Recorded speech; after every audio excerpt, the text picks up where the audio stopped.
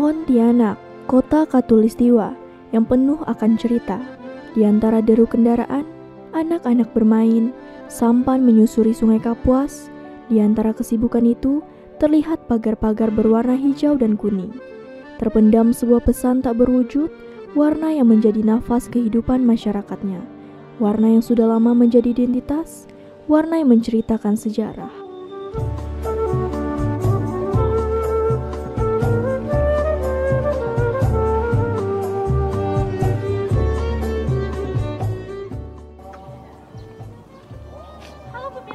Kembali lagi bersama saya Sapraseti dan tim reportase RRI. Jadi di sini kami sedang berada di Keraton Kadria di belakang saya ini. Nah, di mana keraton ini bercorak hijau dan juga kuning. Di mana hijau dan kuning ini identik sekali dengan masyarakat kebudayaan Melayu. Let's go, kita telusurin. Dalam kebudayaan Melayu, warna bukan sekedar hiasan. Setiap warna memiliki bahasa sendiri, membawa pesan, makna, dan filosofi. Yang menjadi panduan hidup, warna hijau dan kuning, dua warna yang paling menonjol di kota Pontianak, menjadi penanda keberadaan masyarakat Melayu yang kuat dan menjaga warisan leluhur.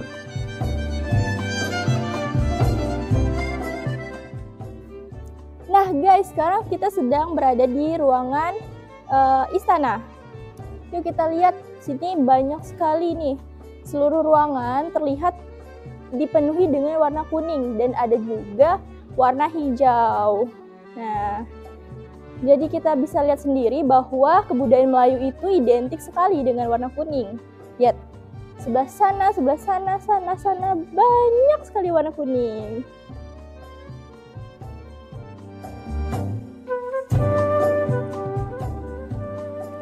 Kuning menggambarkan sebagai keagungan dan kepemimpinan, warna yang sering digunakan dalam upacara adat dan hiasan istana.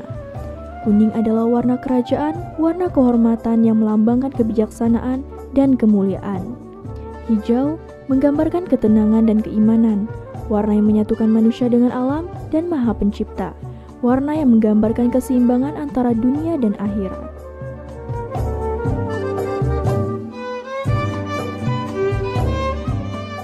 Bagi masyarakat Melayu Pontianak, kedua warna ini tak hanya dilihat, tapi juga direalisasikan menjadi sebuah simbol kehidupan Melayu. Warna ini hidup di dinding rumah, gerbang jalan, masjid, alat transportasi, bahkan berbagai infrastruktur lainnya. Mungkin bagi sebagian orang, warna ini hanya pola visual yang indah. Namun bagi masyarakat Melayu Pontianak, warna ini adalah identitas dan kebanggaan. Suatu penanda yang menyatukan masa lalu, masa kini, dan masa yang akan datang. Herman selaku Ketua Umum Komunitas Melayu Berbudaya, yang sampai sekarang masih melestarikan dan menjaga marwah kebudayaan Melayu, menjelaskan bahwa warna kuning menjadi simbol kejayaan dan kemegahan dalam kebudayaan Melayu. Hal ini sudah hadir sejak zaman kerajaan dahulu. Kalau dari cerita awalnya, kita pun ini sepengetahuan kami juga dari komunitas Melayu Berbudaya. Jadi warna kuning ini warna kejayaan. Jadi sebelum pemerintahan yang sekarang kan zaman kerajaan itu memang semua kerajaan di Nusantara tetap ada berwarna kuning. Itu semacam simbol kejayaan dan kemegahan. Sebagai juga untuk penghidupan. Diambil dari filosofi matahari yang memberi kehidupan. Abdul Khomar, penasehat komunitas Melayu Berbudaya, juga menjelaskan tentang filosofi warna hijau. Menurutnya, warna hijau memiliki makna spiritual yang kuat.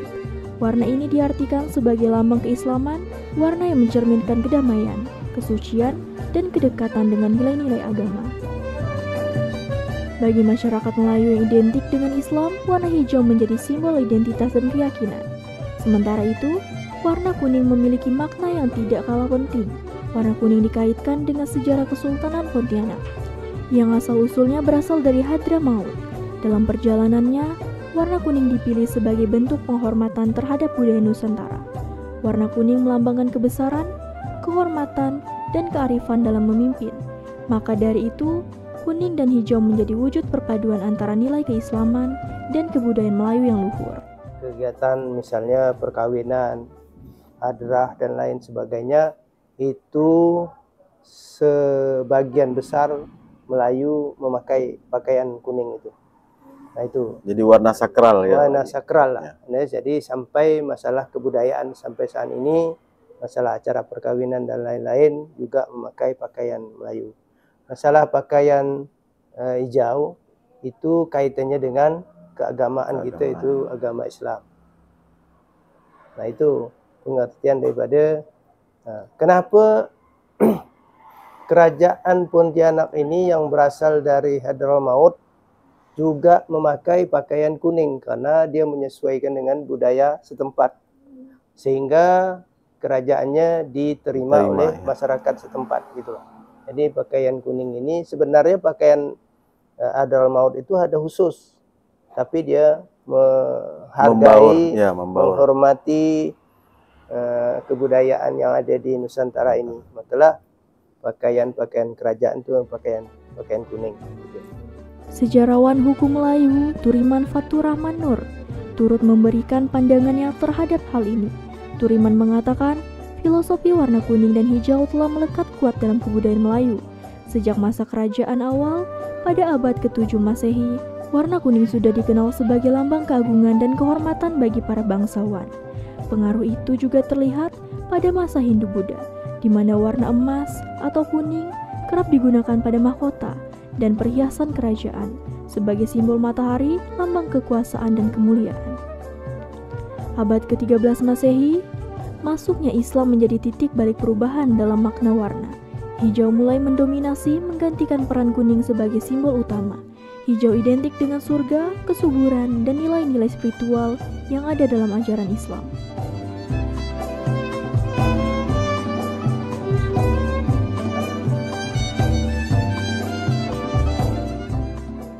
Memasuki era Kesultanan Melayu, dua warna berpadu menjadi identitas budaya yang utuh.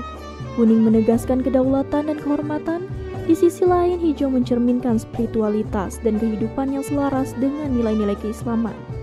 Sehingga dua warna ini bukan sekedar hiasan, tetapi juga simbol yang mencerminkan jiwa dan jati diri Melayu. Oke, kita lihat dari sisi filosofi ya. Nah, filosofi. Warna kuning dan hijau itu telah ada sejak masa kerajaan Melayu awal. Gitu ya. Meskipun berkembang secara bertahap ya pada abad ke-7. Nah, di kerajaan Melayu seperti di Darmawansa, Jambi sebagai Puak Melayu di sana, warna kuning sudah melambangkan keagungan begitu. Di kerajaan Hindu-Buddha juga terinspirasi dari emas gitu kan.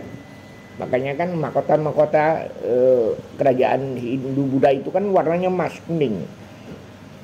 Apa sebenarnya? Itu adalah dan matahari sebagai simbol kekuasaan. Lebih lanjut, Herman menyampaikan, warna yang memiliki filosofi dalam keidentikan budaya juga memiliki nilai sakral. Hingga warna kuning dan hijau akan menjadi suatu simbol dalam setiap melakukan kegiatan adat istiadat dalam kebudayaan. Jadi kalau warna kuning ini hampir tidak pernah terlihat dicampurkan dulu dengan hijau kalau barang yang khusus. Apalagi untuk kegiatan adat semacam cuci pusaka atau kegiatan robo-robo itu kan memang identik dengan senjata-senjata yang lama dikeluarkan, terus diikat dengan kain kuning. Nah, ada juga yang memakai itu hanya dibilang untuk keserasian penampilan, kemauan dia sendiri gitu. Tapi rata-rata kalau untuk barang-barang sakral itu diikat atau dibungkus dengan kain kuning. Jadi warna kuning nih selain untuk kehidupan dibilang untuk kejayaan, kemegahan begitu, juga warna yang sakral. Ya begitu warna kuning.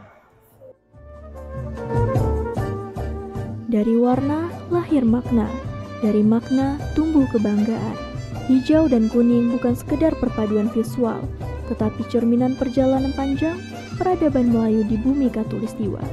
Warna hijau mengajarkan tentang ketenangan, keseimbangan, dan kedekatan dengan Sang Pencipta. Sementara warna kuning menegaskan kebesaran, kehormatan, dan kebijaksanaan dalam memimpin.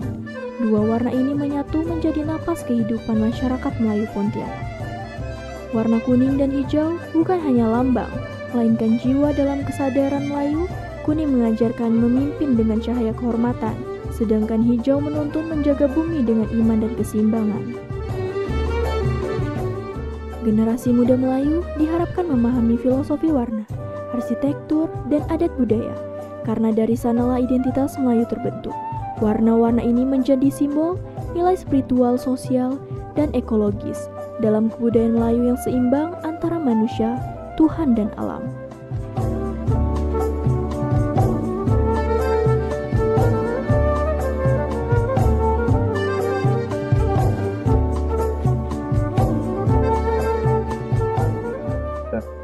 Pendengar dan pemirsa, demikian liputan tentang warna kuning dan hijau sebagai identitas masyarakat Melayu Kota Pontianak.